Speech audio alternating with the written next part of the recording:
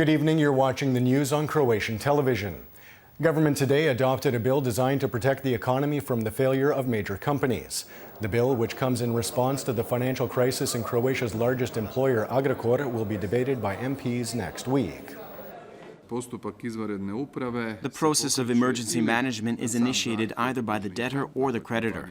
Let me be absolutely clear, this isn't any kind of nationalization, hostile takeover, or state intervention that would threaten anyone's ownership rights.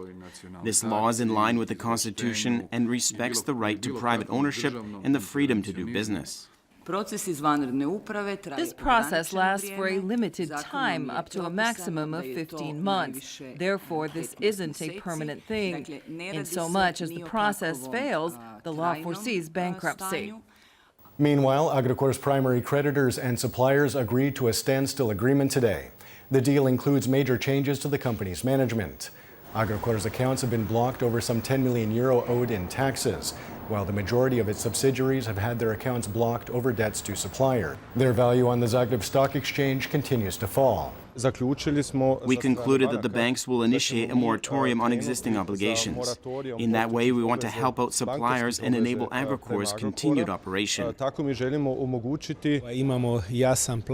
We have a clear plan with clear steps that need to be taken in the coming days, from agreed changes to management to the injection of new funds into the company and its active restructuring.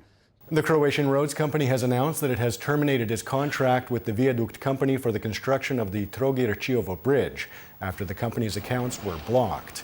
The bridge will connect mainland Dalmatia with the island of Čiovo. A new contractor will be found to complete the project over the next 2 months, which means that the bridge will not be completed this year as planned. It's in the joint interest of the Croatian Roads Company and the government that this project be completed and that the funds for the project are retained, because 85% of the funding is coming from the European Union, and that the new deadline, which will be established by the Croatian Roads Company, is met. President Kolinda Grabar-Kitarović and other top state officials today attended a commemoration marking the 26th anniversary of the first victim of the Serbian aggression. On Easter Sunday, March 31st of 1991, 22-year-old Croatian police officer Josip Jović was killed during an ambush by Serb paramilitaries, while his unit was trying to reclaim territory in Plitvice occupied by rebel Serbs. We completed our task in full. We put our lives on the line for the Croatian people, and we achieved the centuries-long dream of an independent Croatia. Many lives were lost in achieving that goal, and we remember them with pride and sadness. Pride because we have our own country, and sadness because we cannot be happy with those things that happened during and after the war, because we didn't fight for that. Speaking at a meeting of NATO foreign ministers today, Secretary General Jens Stoltenberg said that the alliance had been rock solid for going on 70 years now, and that it was vital to both Europe and North America. Attending his first NATO meeting, U.S. Secretary of State Rex Tillerson called on member states to increase their funding of the alliance to at least 2% of their respective GDPs by 2024.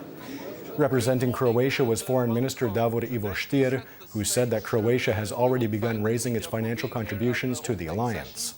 We have already made key steps to reinforce our deterrence and defense and to project stability beyond our borders. We have also started to increase defense spending across the alliance after many years of cuts. The President of the European Council, Donald Tusk, has presented the EU's draft negotiating position for Brexit. Tusk said that before any discussion on future ties between the EU and Britain can be held, a divorce bill, which could run the UK up to 60 billion euro, needs to be agreed on. We need to think of people first. Citizens from all over the EU live, work and study in the UK. And as long as the UK remains a member, their rights are fully protected. But we need to settle their status and situation after the withdrawal with reciprocal, enforceable and non-discriminatory guarantees. Meanwhile, Scotland's First Minister Nicola Sturgeon has signed a letter formally asking for powers to hold a second referendum on Scottish independence. Sturgeon believes that Scotland should choose for itself which path it will take following Brexit. However, British Prime Minister Theresa May argues that it would be best to wait until after the Brexit process is completed before holding a referendum. The Northern Velebit National Park has a new visitor center that will be open year-round. The center will offer insight into the park's plant and animal life and a range of educational programs. The park offers plenty of hiking trails and lodging, including 10 recently renovated mountain huts. Taking a quick look at sports, in Champions League handball, PPD Zagreb departed for Hungary today, where they will play the return leg of their round of 16 showdown against Vesprem tomorrow. Vesprem won the opener in Zagreb 22-23. Watch live coverage of the game on Croatian television's Channel 2 at 5:25 local time. And now the forecast for tomorrow. Predominantly sunny with some moderate cloud cover moving in from the northwest of the country in the evening.